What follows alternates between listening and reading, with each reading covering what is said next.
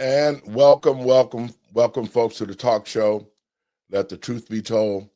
I'm your host, Pastor David. And, folks, we got a great show that we're going to discuss today. We're going to talk about reverse mortgage scams that is going across our country and has been for a while.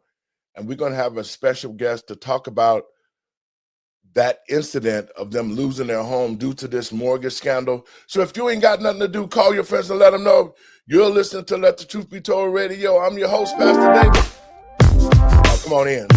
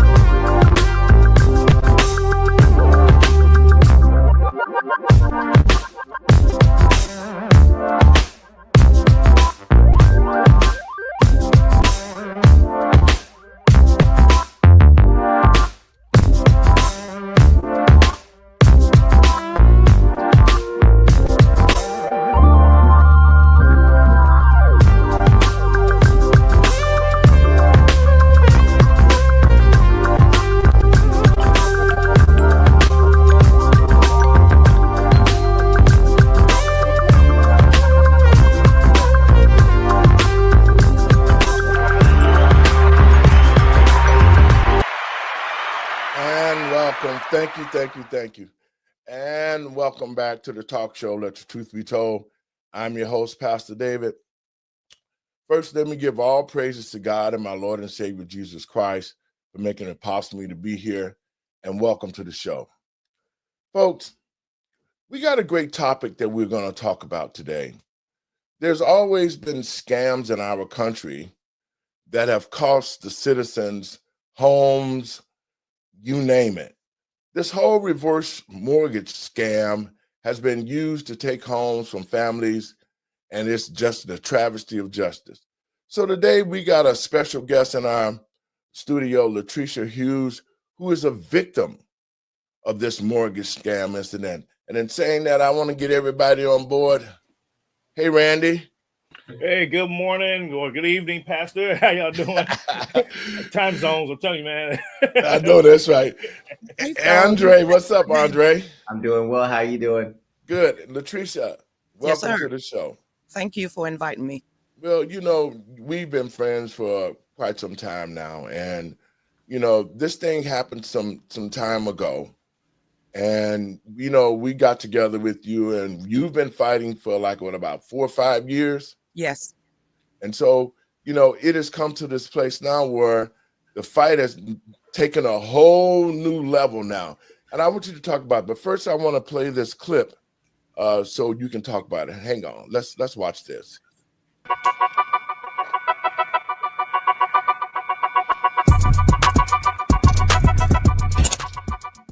A Georgia family's fight for justice has gripped the community after they say their beloved home was stolen right out from under them, all because of a forged real estate deed and a contentious auction. The case raises fresh concerns about property fraud and highlights why many homeowners are urgently monitoring new changes in state law. It all began after James Clucken was entrusted as power of attorney over his late grandmother's Walton County house, a property worth more than $500,000. For years, the home provided a sense of security and continuity for James and his wife Lucretia, but their world was turned upside down in 2019 when they started receiving unexpected letters about a reverse mortgage debt exceeding $50,000 linked to the property they believed was unquestionably theirs. On closer inspection, the Cluckens discovered what appeared to be forged documents. Someone had allegedly faked both James and his grandmother's signatures, triggering an unauthorized transfer of their home's deed. Desperate to hold on to their home, they contacted authorities. However, when they reported the case to the Walton County Sheriff's Office, they were told it was deemed a civil issue, not a criminal matter, prompting the couple to seek further proof themselves.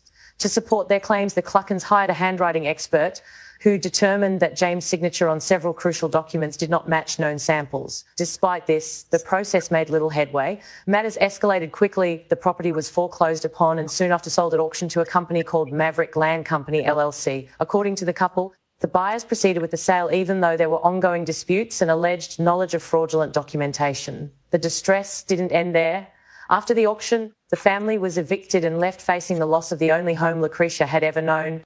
Determined not to give up, James and Lucretia filed a civil lawsuit against both Maverick Land Company LLC and the mortgage provider involved in what they argue was a wrongful foreclosure and sale in mid-2024. Maverick reportedly tried to settle the matter out of court, offering the couple over 300 zeverders, but the Cluckens stood firm, declining the offer in an effort to reclaim their property rather than accept a payout. During court proceedings, additional questions emerged about the legal oversight in the case.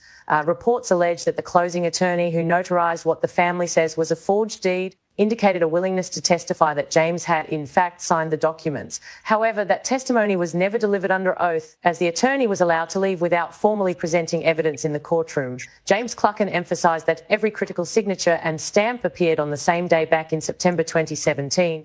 He pointed to the lack of safeguards in place at the time, stating that only someone in an authoritative position could have allowed such paperwork to be processed so easily.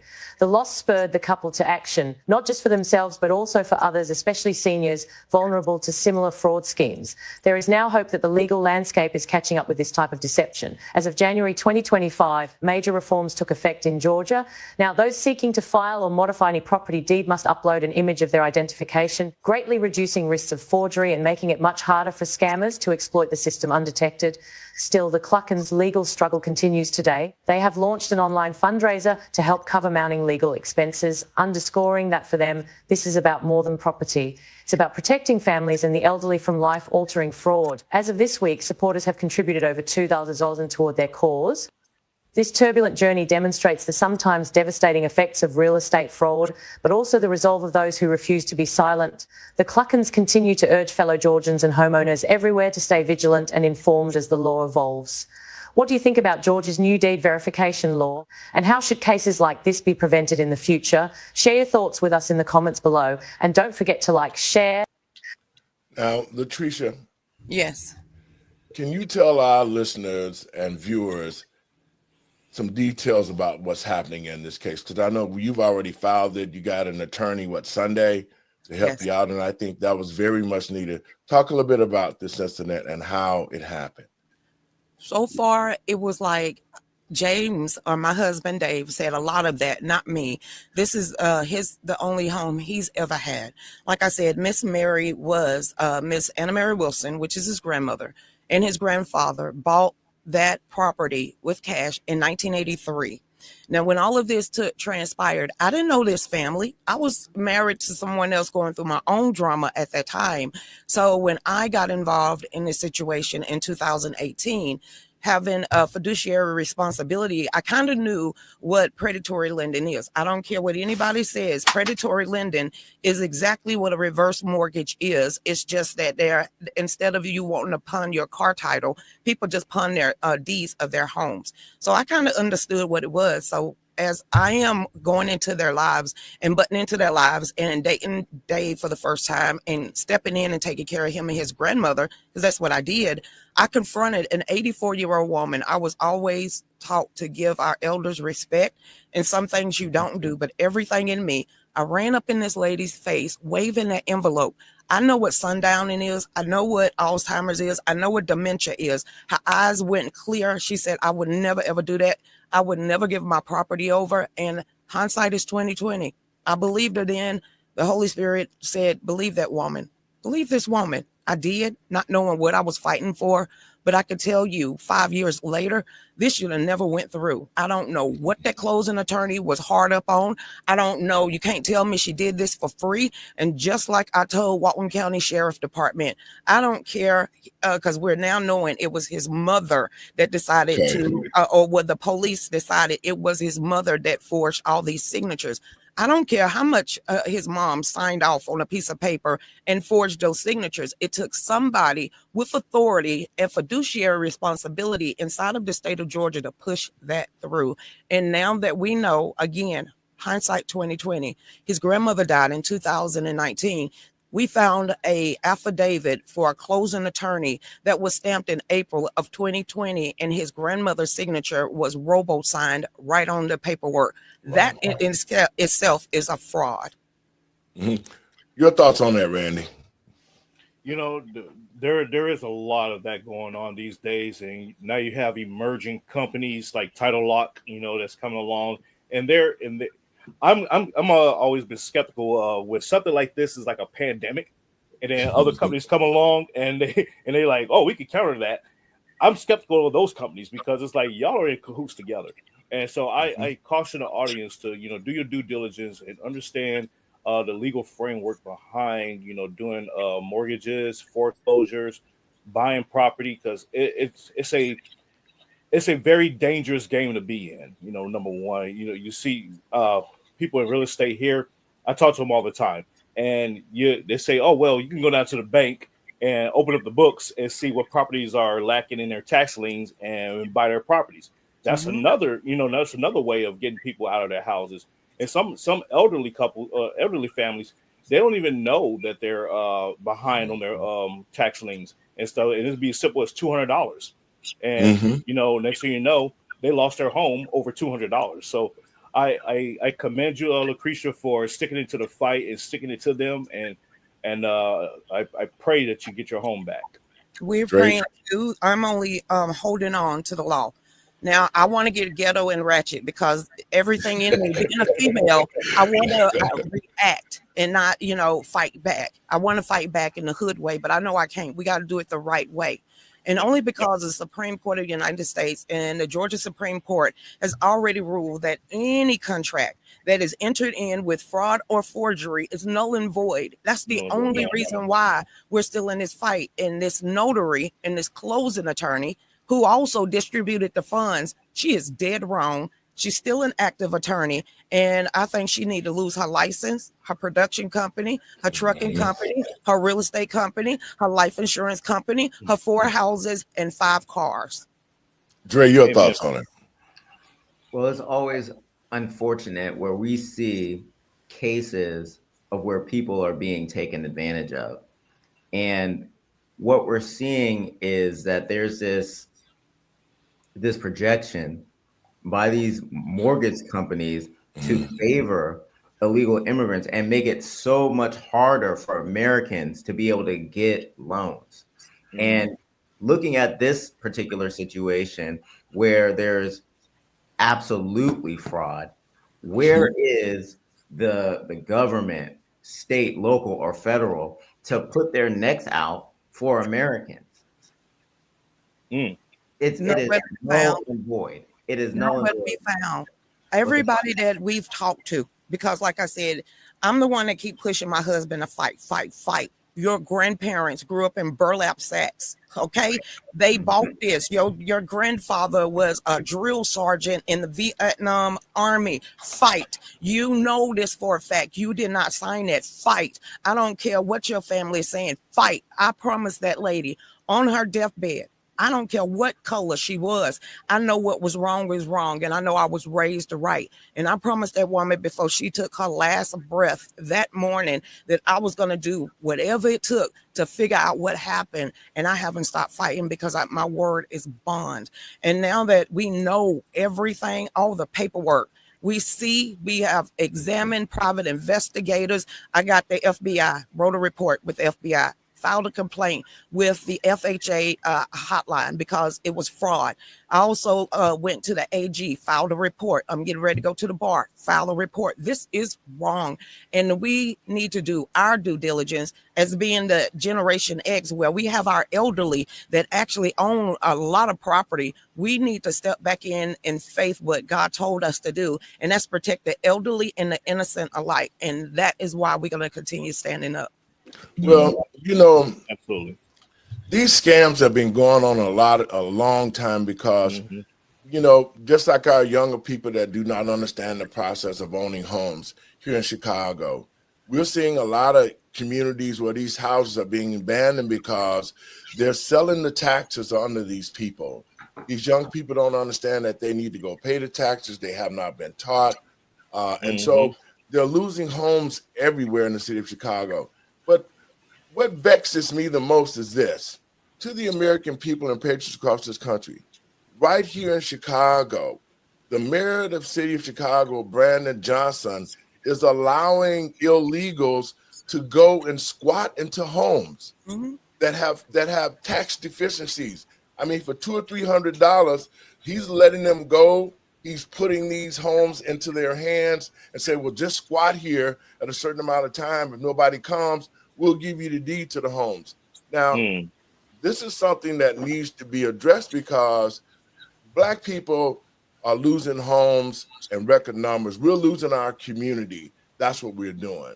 It's gentrification. I live in it. Where you live in Georgia now.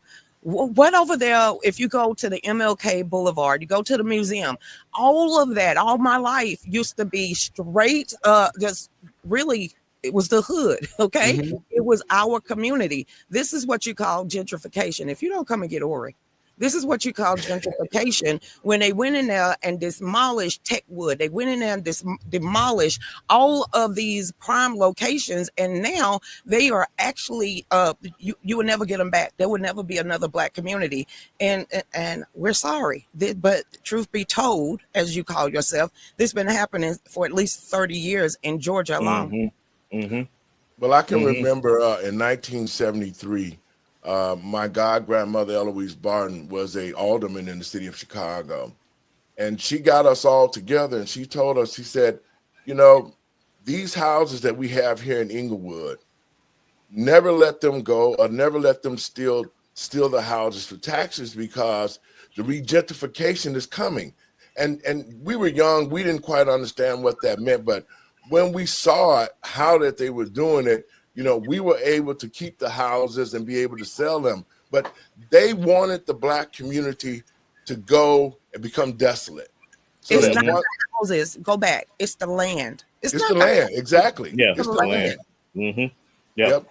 That's what they want. They want the land because now in Inglewood, what they've done now that they've gotten the land, they're creating homes, they're creating condos to the tune of $300,000 to $400,000, and a lot of Black people can't afford to be there. So basically, what they're doing is, when the citizens, the white citizens, went out to the suburbs, and I don't know what's wrong with us as a people.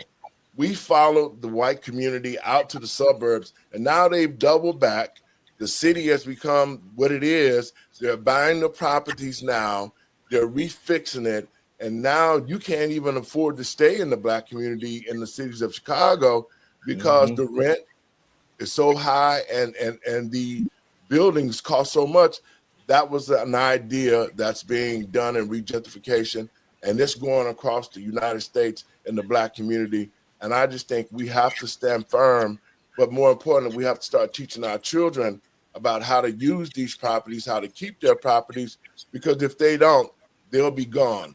You know, when you first got involved with this, Latricia, you know, you have a beautiful place. I've been out there.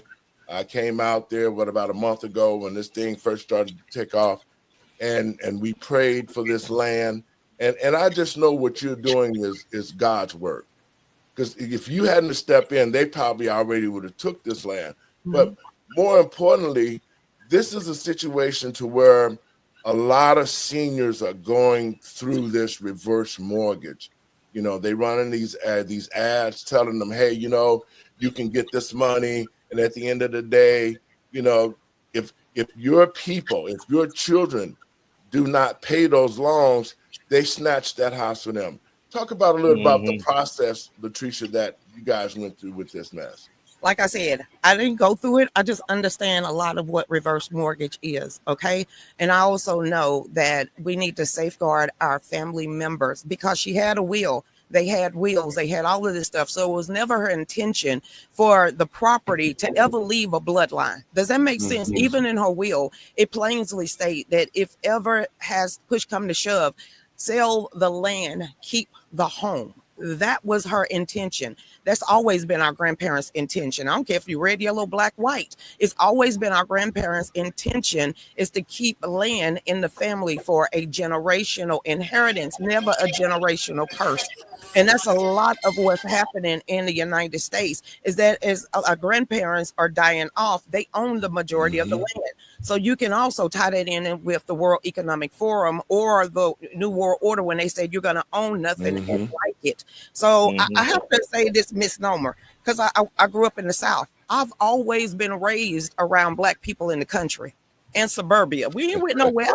Right up and down streets, you'd be like, I didn't know a Black person on that house. How you not know that there's been Black people out here in the country for since time being? We was pushed out into the city for an experiment with the CIA. That's why you got the ghettos in the hoods. This is where the Black Panthers come into play, because my father was one of the founding member of the Black Panther of Bedside, Brooklyn, but my mom's side was the countryside. So I was raised with the best of both worlds, and I would rather always stay in suburbia in the country. At least we have a sense of security, well-being out here than other in the ghetto where you dodging bullets. So I have to say I'm a country girl at heart, but I chose to stay in the hood, and I went the wrong way. So I ran back to the country real fast. Dre, your thoughts? Yeah, and we have to protect this generational wealth, and I'm glad, Lucretia, that you are doing everything you can, because not everyone has the means or the know-how to be able to do so. And I hope that after you're successful in regaining your home, you think about starting your own nonprofit to help other people who are going through the same situation get out of this mess. Pastor's already prophesied. He said you're going to turn this mess. That's right. That's right.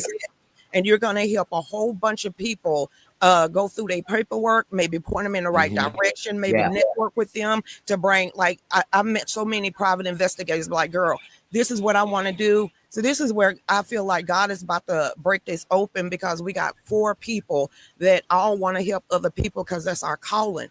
So if 2 or more get together in his name, there's a whole bunch of stuff that can change. And I feel that's exactly what Pastor has been a part of my life. Well, you know, I after I saw the situation and to the American people and patriots across this country, I laid my eyes on the paperwork myself. When you sent me all the stuff, it's clear forgery. I mean, it's clear. There is no question about it that whoever signed your husband's name clearly forged it. But what I don't understand, and maybe you can help us understand this, Latricia, with this being the forgery that it is, why didn't the judge in this case, because I know you've been fighting this, why didn't the judge just throw it out and say, you know what, this is clear forgery. We need to keep this family in this home. Why haven't these judges, because I think they're all in cahoots together. It's such a big piece of land and property that somebody is paying these people off. And, you know, this is a corrupt system on what they're doing in the community and what they've done to you. Your thoughts on, Randy, on some of the ways we can sort of protect our seniors and protect our homes and our community? I was told that we should never say, I don't know, let me get back to you. It's been 5 years. I'm learning more about how in the world did this go through. I have so many questions. People saying walk lightly, always say allegedly, but like you said, everybody, I think it's connected until we get that needle in the haystack, because there's no way for this one huge foreclosure company in the state of Georgia with all these title searches, people that's supposed to have a keen eye, and we look at the signature like, and now they looking at the signature like, yeah, how did this go through?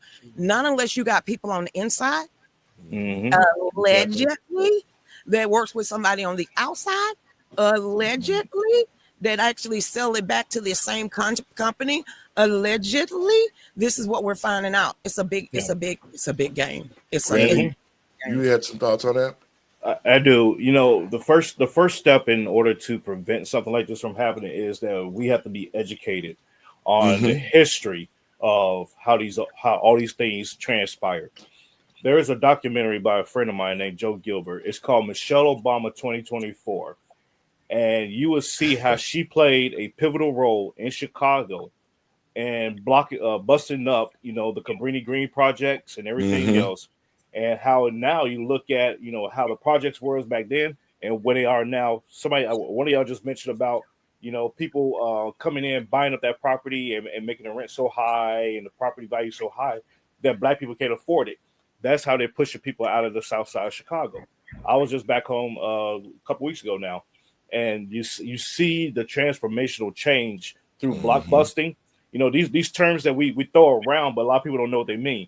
Gerrymandering, that's dealing with the districts.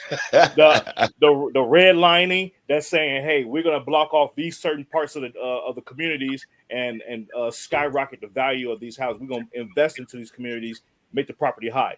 Blockbusting. You see a mixed neighborhood, you go in there, you buy them out, you fraud them out, and take over that property. All these things that we just throw these terms around, you know, on in the media that people don't even know what they mean. They're just like buzzwords. But we have to get educated as to knowing what this means, how it affects our communities, and what we can do to counter that. Because at the end of the day, you know, the way that we're becoming victims to our own stupidity is that we refuse to get educated. We refuse to sit down and read the paperwork. We refuse to read the contract. We say, I take your word for it, and we sign. And that person's like, okay, I'm gonna come and collect later on. And you're like, okay, and not knowing that you're giving up your stuff. But with everything that you're saying right now, ain't a bad thing. Then teach them how to be self-sufficient. They can't get it in the ghetto. You ain't gonna learn it in the hood. So you take that little money or change that they gave you and go buy 2 acres out there in suburbia or the rural country where you're gonna be self-sufficient. You got your own community. You learning how to farm. You learning how to fish. You learning how to hunt, and you going back to your roots. And then all of a sudden, in about 50 to 60 to 70 years, they're gonna be like, wait a minute, they got all that land in a trust. They owning the mineral rights. How we gonna take this land back from this community and put them back in the ghetto? So maybe this is a good thing that, you know, take that money that they've given you and go out there and get 2 acres of land and build their own community again. Maybe we'll have another Tulsa. This time we'll do it the right way. I was just going to mention Tulsa. I was just as soon as you capsed that, finish that thought. I was going to say this is exactly what happened with Tulsa, Oklahoma. You know, in the early 1900s. They went in, they said, you know what? We're going to take this reparation money, you know, and this reconstruction money, and we're going to go out here and buy this open land, you know, because it was the Homestead Act, the westward expansion. They said, okay, we're going to go out here, you know, white folks, deuces, holler at you later. Thank you for playing. And they went out there and they set up shop. And then, you know, they became highly successful. And then the white folks were like, oh man, wait a minute. What's going on here? They're making more money than we are. Let's go and take that over. And here we are. And then black folks said, you know what? We are so desolated from that we don't want to rebuild. We don't want to have anything. We just rather just live in the ghettos. We rather just live in these urban cities and be taken care of by the government. And that's the wrong answer. Sure, they never talk about. We always talk about, because my son was shot point blank at a Domino's table in Statesville, North Carolina in 2016. We always glorified in the bad culture. You never glorify the country culture. You know, there's a whole bunch of black people that ride horses. You do know there's a whole bunch of black culture out here in the sticks, in the boonies, that get no love, that ain't sitting there glorifying drugs or raping women or being twerking for a living or dancing on the pole. That's actually out here that's still glorified in God, country roots, family, cookouts, family reunions. So why we can't focus on the goodness of our community? And they always focus in on the ratchet reds or the ghetto Crockett's. I need to know this, because she didn't born in the hood either. So why you dropping your dialect and making your mama and daddy look stupid? I ain't never figured that out. Black women don't work that way. I wish my daughters would. And I have a 31-year-old daughter and a 30-year-old daughter. They don't act like this. I wish they would. Yeah, I'm gonna give Dre a shot. Go ahead, Dre, because you said something. It's 2 things that made my antenna go up. One was the fact that Black Wall Street, you know, Randy, when black people separated and the abolitionists separated, which are now the Republicans, and Frederick Douglass started the Republican Party, It was the Republicans who assisted the black community and said, you know what, we're going to help y'all. Y'all can have that land. Y'all bought it and paid for it. But I don't think that they really imagined that the black community would become so self-sufficient and become the number one state neighborhood in the world, especially in the United States, that would be so successful. Dre, your thoughts? You've been down there quiet for a minute. Well, I wanted to go back to this legal process that Lucretia is going through. And a lot of times with these fraud cases and these alleged situations where there is groups and organizations in cahoots, it's not always about what's the truth. It's about what you can prove. And do you have the capacity to legally take this to court and stand financially in a marathon to prove your case? Not everybody has that. And I'm glad that you're continuing to fight, Lucretia, because this is going to open up a can of worms to other situations of people who've been taken advantage of because they don't have the funds to be able to fight back.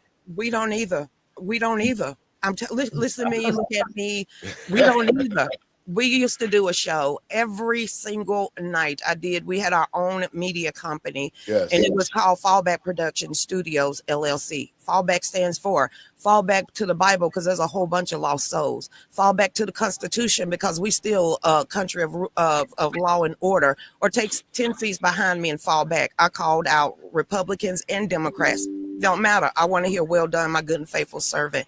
So it was my audience. And I don't call them followers. I call them family members. So from day one, for the last 5 years, if you tap my name in, you'll find everything from a GoFundMe to a Give, Send, Go. I have talked to everybody from Owen Burgess to Byron Donalds to Marjorie Taylor Greene to Trump Jr. I have gotten this out there this whole entire time. And when I realized the people in politics really don't care, I took it right back to we the people, and people from around the world took money out of their own pocket, off their own kitchen table to make sure I continue to have one. So I don't call them followers. I call these people my family members, red, yellow, black, white, gay, and straight. They just all banded together. We raised the $10,000 last Saturday. All that's going to a lawyer. We had to go get a bulldog lawyer who signed us at a Golden Corral this Sunday. He acts so much like my dad. He acts just like all three of my fathers because he's finally an elderly black man that know his crap. And he ain't finna put up with it. And he said, I'm not going to go after the way they've been going after. I'm going after what is fraud of conversion or something like that. Conversion of fraud. I'm going to let this man say, because I look at him and I just lost my last father. And I looked at that man and he looked at me, and the way he was talking, I felt so safe. And I felt that we had a fight. But I also said this because I did all this pro se since we got evicted. If we wouldn't have had a case, we wouldn't be back in Superior Court. If we didn't have a case, it wouldn't be on the docket. So I'm going to keep standing until we can't stand no more. And I'm going to keep fighting because now we're grandparents of 9. I want that generational wealth to continue to be flowed through our bloodline. And I want one day for our grandson to be sitting right there beside Pastor as they're doing his own show in our studio. Awesome. Yes. Now, I want to throw this out there, and it's about the Black Wall Street. See, a lot of people say, and we talk about reparation, guys. We talk about reparations all the time, and who should pay, right? And so when you look at the situation that the Black Wall Street went in, they never talk about it in the schools. They never talk about this community that was the economic engine for Black people. But to the American people and patriots across this country, I said this at the Republican Convention. For 60 years, the Democratic Party has been in control and Black people have been dealing with them. It was the Democratic Party who created the Ku Klux Klan, who then in turn blew up the Black Wall Street. And so when you start talking about reparations, and I know there are certain ways that it should be divvied up, because if the Black Wall Street had still been in effect, Black people would have been probably the number one ownership of land throughout this country, because what they were doing, they was creating Black Wall Streets in every state. They had it in Tulsa, Rosewood, Wood, yep, Atlanta, all, Savannah, all of those states. Harlem. Before you decide to give out reparations, are you going to give out financial classes to go along with it? Because the same broke people that's going to get money. Yes. I've been on having 4 kids. Before I was 20, I done got so much stuff for free. It took me to get out the poverty. Not them giving me free welfare, free food stamps, Section 8 and everything else. It took me to get myself off that bread line. I don't want to go back there. Won't you teach me how to fish instead of keep giving me the free fish? No more mentality that you owe me. I was never a slave, and I wish you would try to whip me with a whip. I will snatch it and whip you back. So let's stop playing this game. By this time, I am a mutt. I can go back 9 generations, and I got my last free slave. I could look at her hands. Did nobody give her nothing for free? So if it took and destroyed me having 4 kids at the age of 20, none of their dads could be involved because they're giving me a little bit more. Can we get back to us being self-sufficient instead of somebody owing or us saying, yes, massa, I'll take your 40 acres in a mule? Stop that. You don't owe us nothing. I think our grandparents worked hard enough, be self-sufficient enough to keep dragging us back there. Well, you know, the reason why I said that, and I stand on the fact that the Black community does need reparations, because and it has to come from the Democratic Party. If those economic engines had still been in effect today, if the Democratic Party had not have created the Ku Klux Klan, because we built this country, really. All the inventions, all the work. Reparation for the last 60 years. They can give Japanese, Chinese, they could give Jews, everybody got it. Everybody else, why you still got to study? You don't know it by now? So that is what you call a talking point and a narrative to keep people as victims. Why don't you go ahead and say, here's a hook, here's a line, here's a reel, start reeling it. Now check this out. Teach them how to be electricians, carpenters, how they could be self-sufficient, grow a garden, give them the land. But all this reparations, that ain't gonna work. Well, I just think, and I know for a fact that we deserve it. We deserve it because we built this country. Black people built this country, and so everybody, just like we were saying, don't tell my mama that. Don't tell my mama that. Don't tell no elderly Black person you owe me. Every nationality in this country have been paid, except Black people. And the reason why, and I said this on the show the other day, and I don't think people caught it. If Black people is to sue the United States for reparations, they must first become a nation. See, that's why if you look at the history of Black people, we have never been a nation. They gave us different names: African Americans, Blacks, Negroes. As long as you can keep the Black community separate, because United States is a nation itself, it is not going to pay individuals or individuals' organizations. That's the reason why they keep us separated, because if Black people became a nation and was ratified a nation, we would be able to take the United States to the World Court. And see, this is why they absolutely not. No, listen to this. This is 45 rules communist goes. This is why they killed Malcolm X, was because that was Malcolm X's next move. He said, you know, the United States need to pay for what they've done to the Black community. And when Malcolm was building enough people to get together to create, that's why they created the Muslim nation. I don't want no world court to tell me what Pookie and Ray Ray did on Crenshaw. I don't need nobody in Switzerland or Geneva or any of these highfalutin elitists to get in a small closed room to tell somebody that lives on MLK Boulevard what they shall and shall not do. That is definitely not having your own individuality. I wasn't raised to be a number of no one world trade. So no, sir, no ma'am. I'm sorry. I was raised as a free person of the United States of America. I don't want nothing stamped on my forehead because the powers that be inside of my own country need to give over their own sovereignty to a whole nother world court. That's asinine. Why in the world? I wish Kemp would try that. They tried it a year and a half ago when they asked us if we wanted to give over our health decisions to the world court. Have you lost your mind? This is why we just had a scamdemic and everybody was shut down. Holocaust. My name ain't Anne Frank. Well, for me, because see, I grew up on a plantation. See, y'all young. I'm 68. I picked and chopped cotton till I'm from 5 years old to 8 years old.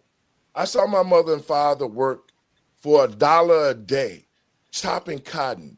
And when they got older, their bodies had deteriorated. So I disagree with you on that. Reparations. We don't. One more time. No. Let me say this. Get your reparation. But you don't owe my grandchildren nothing.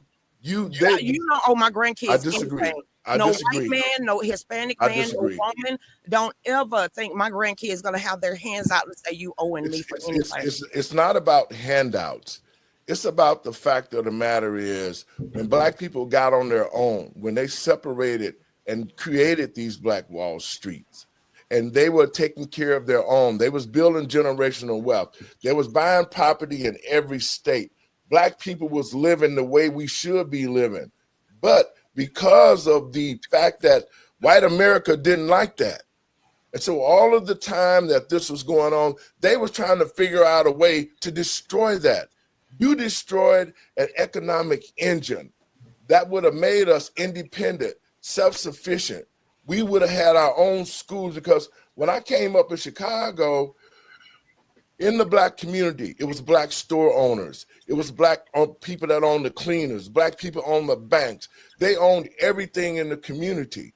And I'm saying it because if white America had not allowed the Klan to do what they did under the leadership of the Democratic Party, the Black community would be so self-sufficient now, and we wouldn't be talking about handouts, nor would we be talking about reparations. The answer is no for me and my bloodline. We would have already been probably the #1 community in this nation. Me and my bloodline says no. You can take my check and hand it to somebody else. It's not about the check. It's not about the check right now.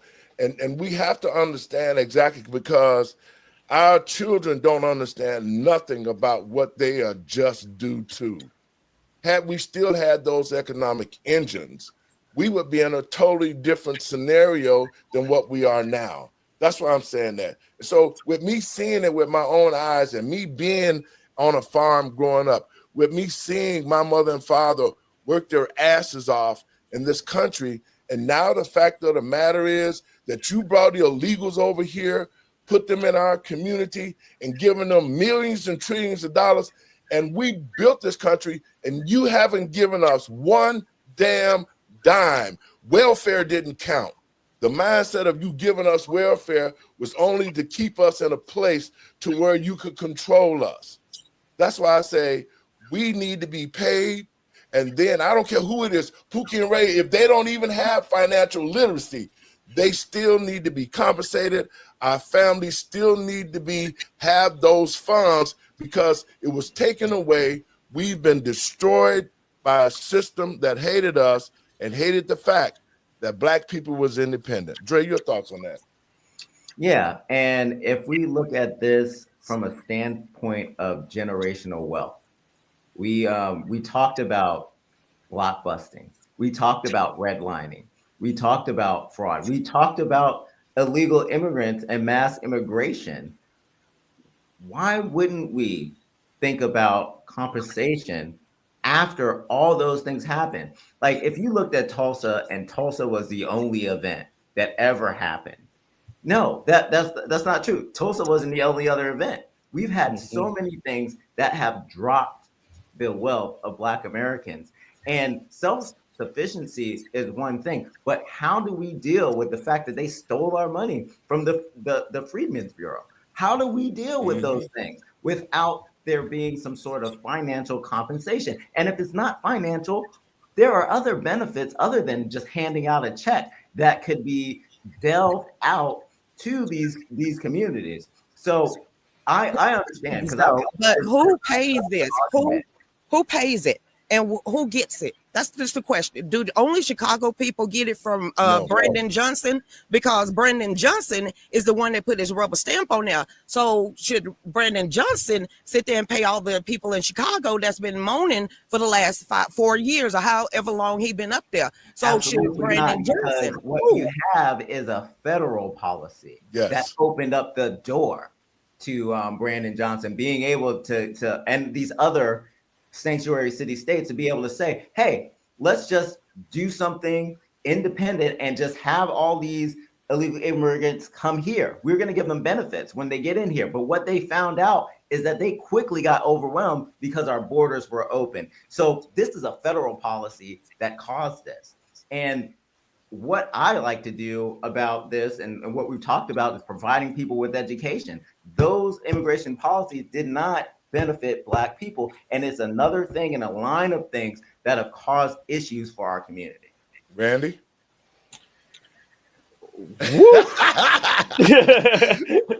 I'm digesting and soaking it all in because everyone's right on this panel. Everyone is correct.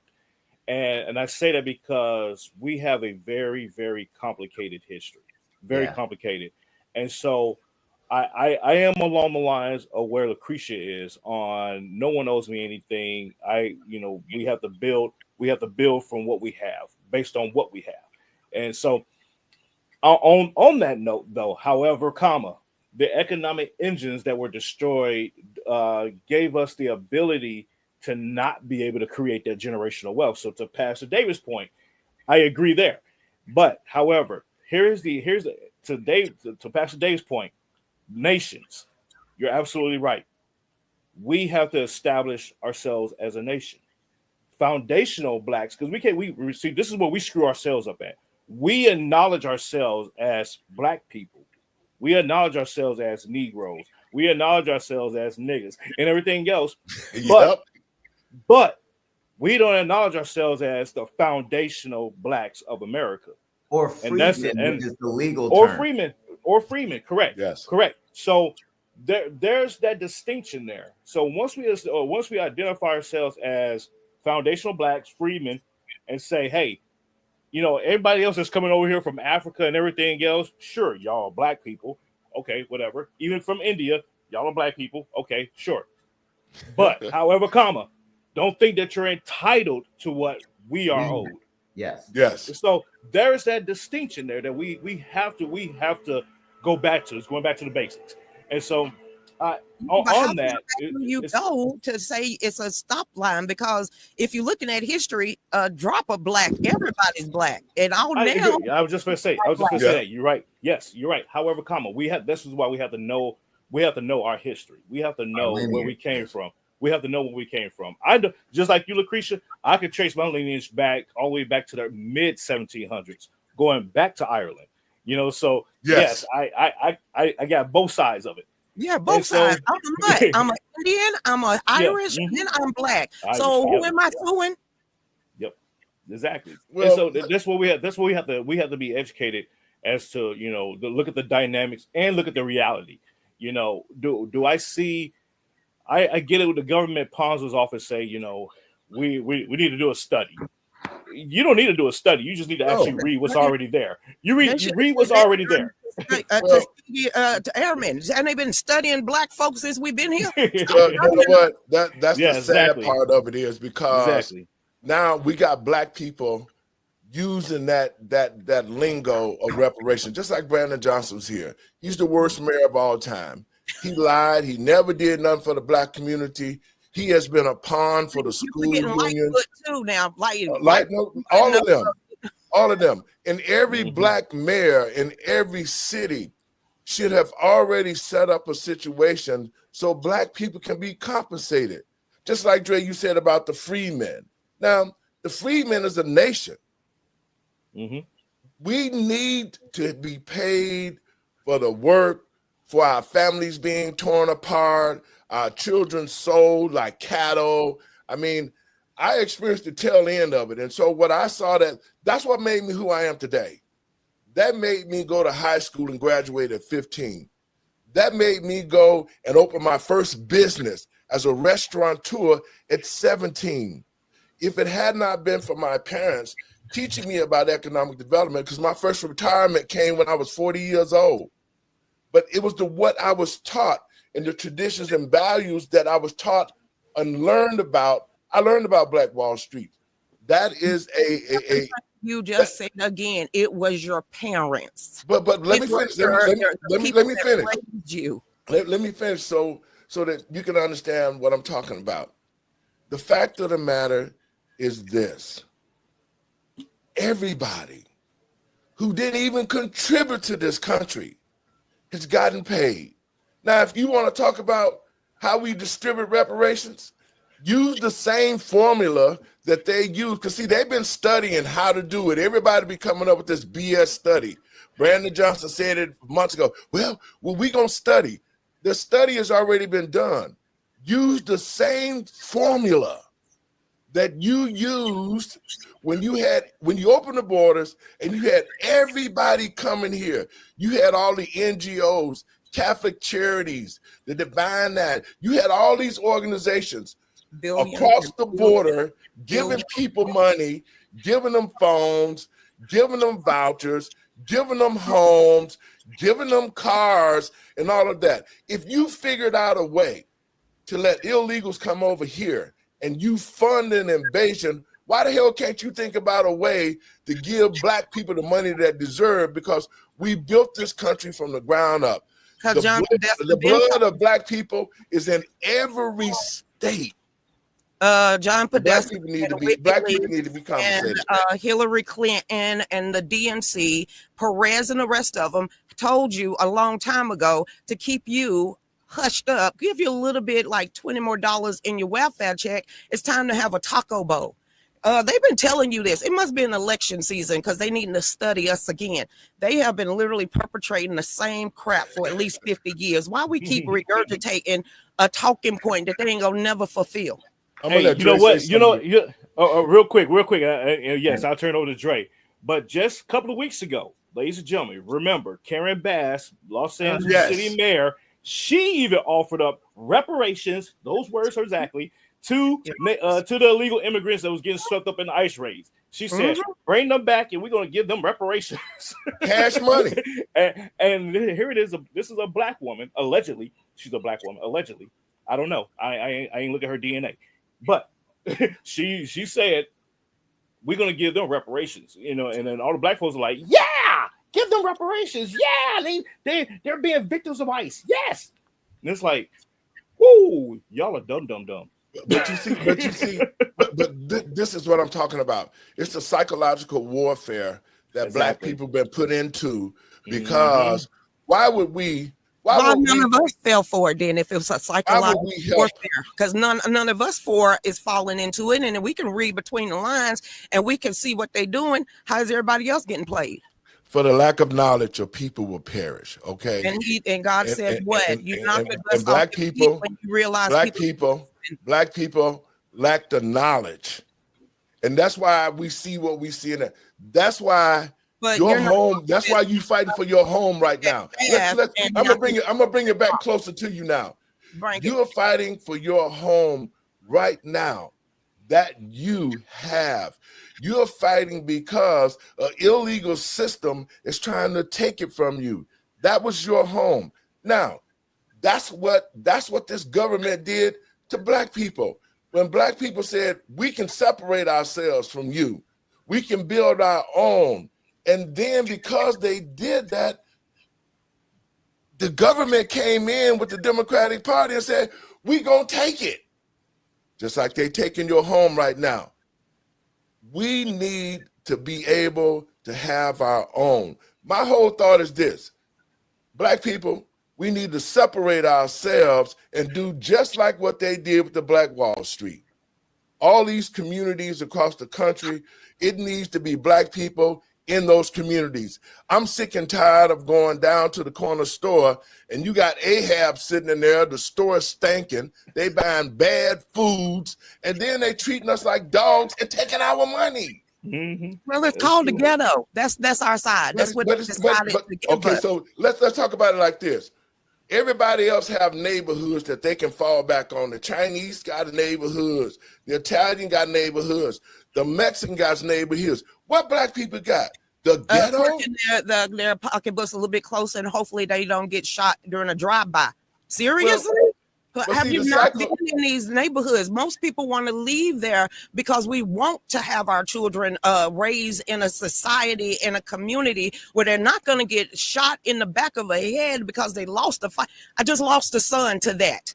I don't want my 9 grandkids to ever think, because all of those people look like them, that they have to put up with stuff like that. And then if you snitch, you get stitched. I don't want that anymore. So I decided to take my kids out of that danger zone and get them out there into the communities that I think they're going to have the best chance not to die before they're 25, but to actually live until they're 72. That is why. So when our community is forever killing each other, sooner or later, I'm going to address that. And you're going to raise your kids the right way.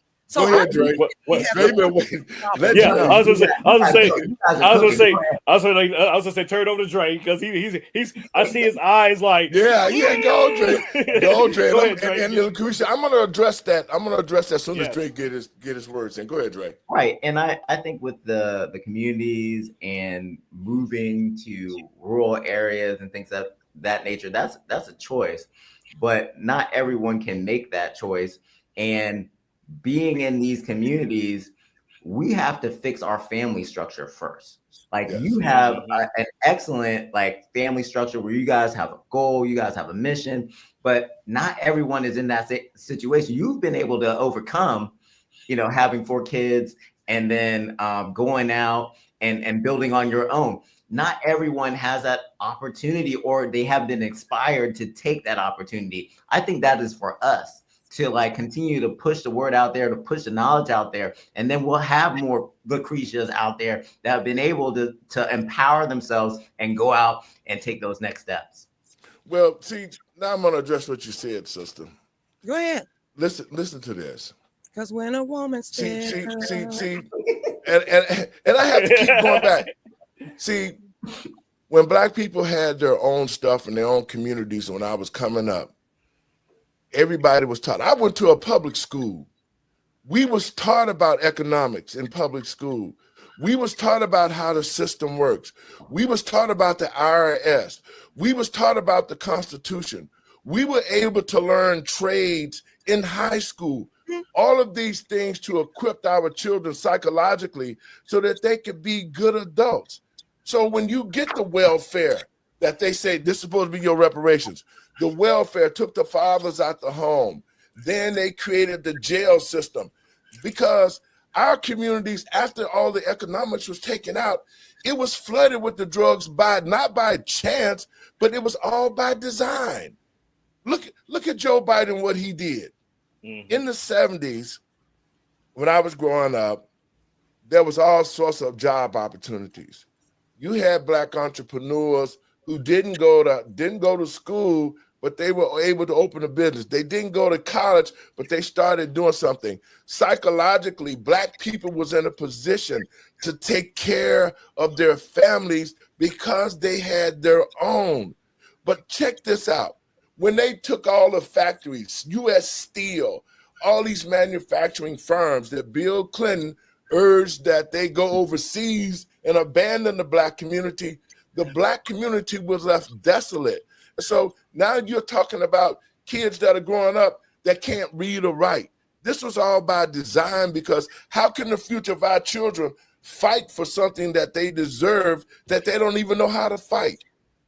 So now I don't know. I'm 51. So you talking? I got a son. I got a son your age. I was raised with 3 dads that didn't put up with that crap. But I see, was your raised, dad. listen, I was raised in that community that you're talking about, There you Gainesville, go. Georgia, and Spartanburg, South Carolina. So when you're talking about raised in the hood and around strong communities where the aunties and uncles and the grandparents was sitting on the front porch and you did something wrong, your grandpappers and everybody in the community, I grew up that way. And that is the way that I want to leave a little bit of, hey, grandkids, I got 9 of y'all now. I'm going to sit on the front porch. Everybody has their own individuality of what they're going to do. Are you going to fall, or you going to swim, or you going to fail? I worked 2 and 3 jobs to get out of that project, because they did say when you having kids, when you're young, especially 4 at 20, you will never mount to something. So either I'm going to be that victim, fall into what you tell me I'm going to always be in my life, or I'm going to have to do something about it to get me out that poverty, because no one told me to spread my legs,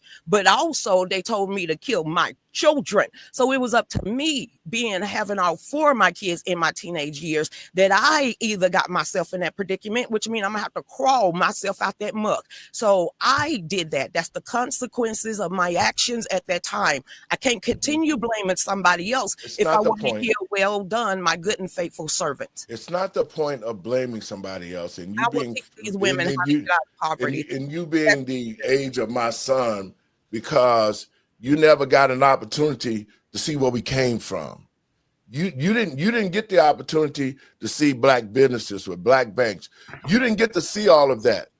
It was the destruction of that type of attitude that this government and white society did to bring us to this place. When Lyndon Johnson said, let's give them niggas welfare and we'll control them for 200 years or more.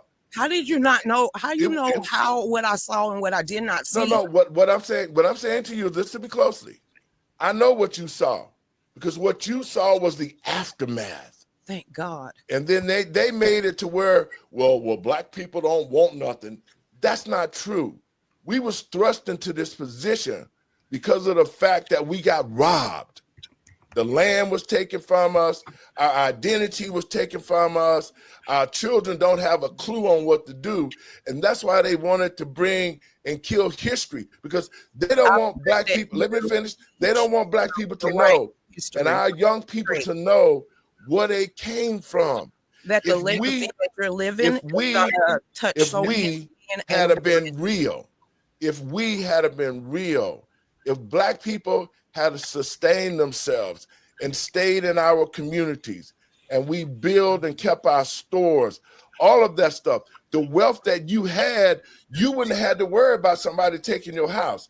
It's the same thing that this government did, took what black people had and put them in a position to make them feel like, well, I don't need no handouts. I can fight for what I want. I can stand on what I need. But had you been in the position to have things where you wouldn't have to be begging or working 3 jobs, then our society would be totally different, and our children would have the generational wealth that they need. But the powers that be did not want another Black Wall Street. That's the point that I'm making. It would have been a totally different situation in the black community had the black community stayed on its own, kept its banks, kept our community intact, kept our schools, taught our children about the generational wealth, taught them the things that they needed to do to survive in this world, taught them about entrepreneurship, we would not be in this situation. And that's why all 4 of us but let me finish now. But the powers that be, those who are watching this, you're going to have your own opinion. But I can tell you this, had the Black Wall Street still been in effect, and to this very day, black people would have never went through all of the stuff we went through. We went through drugs that was put in our community to destroy it. We went through guns. They put that stuff in our communities after they took the economics out. They made the prisons private. Black people have been under total attack and assaulted ever since far as we can remember. So tell me this, why is it that only in the black community that we see the degradation? You ain't seeing it in the white folks' neighborhood. You ain't seeing it in the Chinese folks' neighborhood. You ain't seeing it in the Italian neighborhood. You're only seeing it in our community. And I feel just like this. The black politicians have let us down because real Black political leaders would have already made a position to say, we're going to invest into the Black community. That's our community. We're going to make sure that our schools and we can teach our children. That's the problem. A divided house can't stand. And once the government knew that we can give a Black man a few pennies and he run out there because he's lacked the knowledge of financial responsibility, he gonna go buy a car, a $60,000 car, but living in a dump. It's the mindset that has happened to us. Life callings. Just by this summary and the conclusion of what you just did, you have 4 life callings. You got 4 paths that God has presented you, from teaching to the ministry, all the way to legacy, to a foundation. You have a big purpose in this calling in life. And now you need to write at least 4 to 5 books, because there's so much knowledge that you just spit out in the last 5 minutes that could have been turned in any directions and how it's going to go. But the point that I'm making is this, guys. I saw Black people in a great situation, and I saw us have our own. I saw us in all the things that we needed, and I saw how the Black community was strong.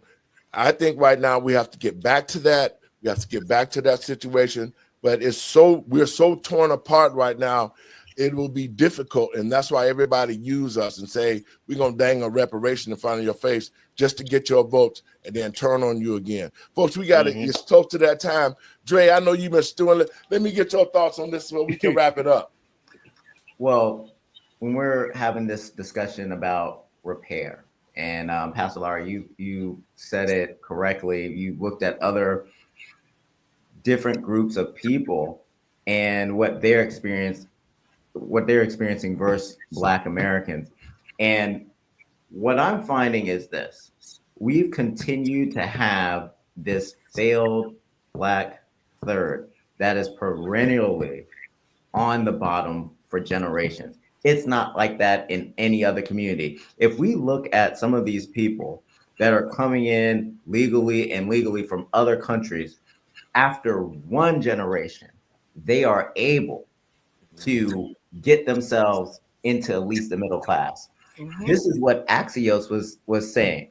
Axios wrote that the first generation of immigrant can come in, they'll not pay their taxes, but the second generation will come in, pay their taxes and their family's taxes. So if there was something that Black Americans can do in one generation, so that Black failed third could get out of the gutters, out of the ghettos, wouldn't we do that?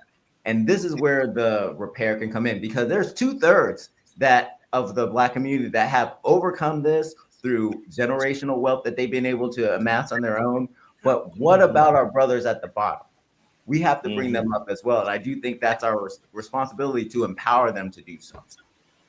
Randy? I say amen to that, what Andre just said, because he's absolutely right. It is incumbent upon the present to bring not only up the past, but to bring up the future. And people, when I say that, people look at me sideways. They're like, "What?" It's because we are in the best position to know. We know where we came from, and we know where we potentially can head to. So it's incumbent upon us in the present to bring up the past and prepare the future. And so we have to set aside the idea that we can't do something. We can do it. We just choose not to do it ahead of time. That's when we say when we can't do something, we already decided that we wasn't going to do it. So once we lose that mentality, we can do anything. So I thank you all for the great spirited discussion today. I loved it. And we have to do it again. We have to do it again. I swear we do. So, but thank you all. And Lucretia, talk to our listeners and let them know how they can help you. If there's areas that you can go in, do you have the funding? So that people that want to donate and help you in this situation, because we're not just only asking, but we're asking everybody that watch this show. The help me is huge, because we all are Americans. I understand the fact that we all are Americans, and all Americans, when one of us hurt, all of us hurt.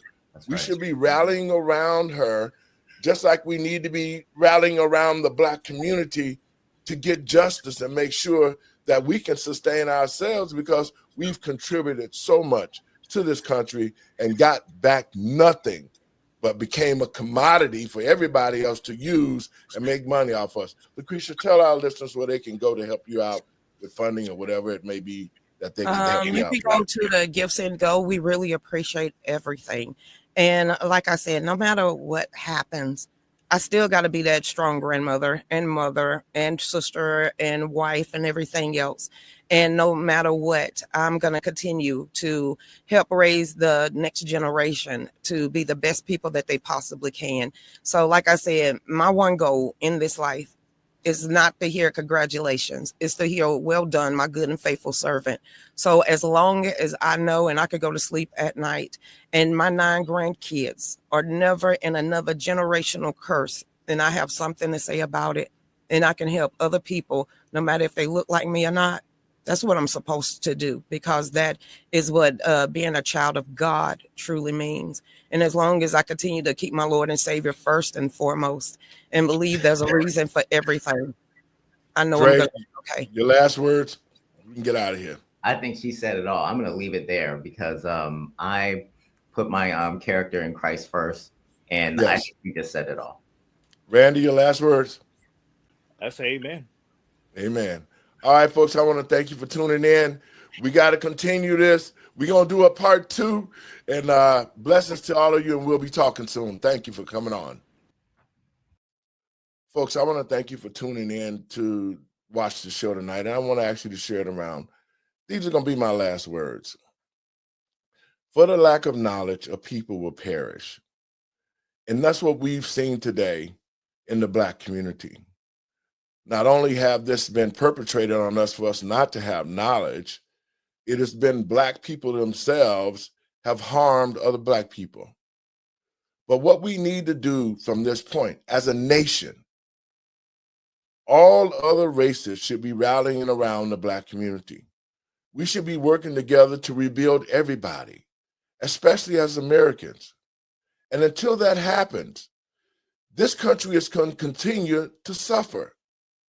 Until the Black community is brought to a place of respectability where it can take care of itself. I hear people saying all the time, well, you know, Black people on welfare. It's just as many white folks or more white folks on welfare that we don't hear about because it seems to be a Black situation, and it's not. This is an American situation. All Americans should be rallying around the Black community, to uplift it, to bring it to a place of equality so that we can make this country great again. God bless you tuning in. Share it around.